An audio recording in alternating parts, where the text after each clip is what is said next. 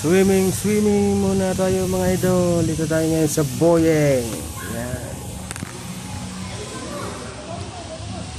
Para maganda kasi dito mga idol. Sobrang lamig ng tubig. Tapos doon ang paliguan. Siyempre, mga pasyalan doon taas. Doon. Lamig.